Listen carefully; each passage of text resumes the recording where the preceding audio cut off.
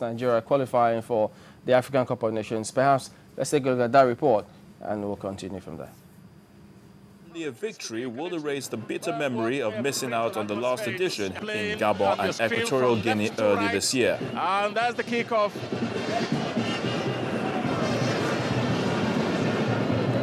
But the players made real their intent as defender Efe Ambrose shot Nigeria into the lead in the first minute to send the fans at the UJ Eswena Stadium in Calabar in celebration. Really stunning, the Liberians. Would you believe it? Ahmed Musa then increased the goal tally in the 38th minute after several near misses. And well, what a finish that was. Victor Moses put his name on the scorer's chart to record his first goal for Nigeria, while also getting a second. Victor Moses once again, and the Chelsea man has come good here. As John Mikel Obi and Ikechukwu Uche ensured Nigeria qualified for the tournament built for South Africa next year. He's always scoring one of the highest scoring averages for Nigeria. This result thus eases the pressure on the technical crew, Coach Stephen Keshi especially, while putting smiles on the face of millions of football-loving Nigerians. On which they missed out. So there you have that victory, emphatic one too. Well, Kayode Tijani joins us now. Thank you for coming on this morning. Yeah, lovely to be here. Well, as much as Lovely. Well, not just because of that. A lot of people are talking about, well, a lot of job needs to be done, yes. But like traveling out of the country, you need a visa first. So, and it's called qualification. Ask Cameroon now, they will tell you. Egypt are not going to come. So, first and foremost, we've qualified. And I mean, we're saying this before we come on live now. What is scoreline? The last time we walloped anybody was July 24, 1992, Ethiopia, in Lagos. That was 6-0. We didn't concede any. 1991, I mean, you remember Burkina Faso, Yakini scoring the double brace and all. I can't remember scoring this kind of goals. Though we all know lots of work needs to be done. But then, I mean, even before the scoreline, just before that match started, apprehension all over the place. How many goals? Will Nigeria even win? What if they beat us? Naturally, because I was at the stadium last year when we couldn't beat Guinea. The emotional trauma was terrible. Everybody was ready. Business was ready. Billions were going to go to the Nations Cup. It's going to happen now. We're just supposed to beat Guinea, right? Very easy. It didn't turn out to be easy. No small teams in football anymore. Unfortunately for Nigeria, we are not the team we used to be. A lot of people are not facing reality. 94 squad. All West Half's time in Nigeria, I follow them everywhere. That was a team. And I've told people, we've made a lot of mistakes in Nigeria. I was one of those who said, listen, Siasia has learned his lesson. Don't sack him. It was just 1 year. Leave him. He's learned. Now, for instance, God forbid, if Keshi had lost, they would have sacked him. And you see, you keep going like that. West Ham had 5 years. Forget about where he came from.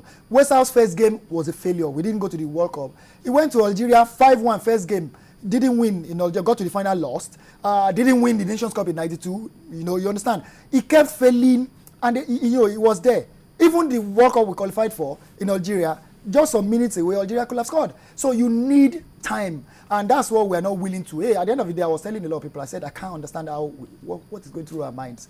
Keshi started the first person to have the courage to say, you know what, I'm going to use these players who are playing in Nigeria. And everybody's like, what rubbish is that? That the team is not playing. What are you talking about? And again, the summary of what I think about our problem is that we don't know what long-term planning is. It's a shame. It's complete shame. A quick example here. Mexico in 1988 was banned by FIFA for using the 5-over-8 players in the youth championship. 25 years later, today, they're going to compete for the World Cup. You better put their name there on the list. Mexico is a different team altogether now. You know what they did? 2005, when they won the Under-17 World Cup, the FA set up a development committee and said, you know what can we do? There's a lot of youth, good players there. And they came out with a blueprint where at least every team in the top league must use one Under-20 player. 11 months to him being Under-20, that is. The team said no at the beginning. They said, but you know what, you are going to have to do that. And now what they do is every game in Mexico, 2 hours before every game in Mexico, the Under-17s and the Under-20s, they play of each team. It's that simple. We used to do this. Did you say the FA? The FA in that the country, FA yes. in Mexico. Oh yeah, set up a development committee who now said, let's do this. So now, Do you think the NFF has that kind of plan? Oh, they have no choice. You see, no, but do they have that kind of plan? Why? I hope so. I hope so. But what they are doing that is nice now is the under-17 team. For the first time, it's going to be difficult to determine whether these guys playing under-17 are real 17. But I've seen them, they are absolutely young. And they are really playing. A lot of people have said that's the only team in Nigeria. Team mean team. A team where you can field 11 players and know some 3 guys are going to be. It's going to be going like that for 10, 15 games, what we used to do. And that's really what is nice. You have to develop. And I've told a lot of people too, I said, without the league in Nigeria growing, we are just wasting our time. And the league in Nigeria is nothing. It's that simple. The players are hold. No single player is on contract. No single coach is on contract. Signing on fee, they don't get it until the end of the season. These players are on ridiculous salaries. There's no insurance, nothing. There's nothing with the league. And the sponsors are not making it really easy for us again, because the big 2 sponsors are fighting over the last 3 years. It's still the same. It's ridiculous, absolutely unbelievable.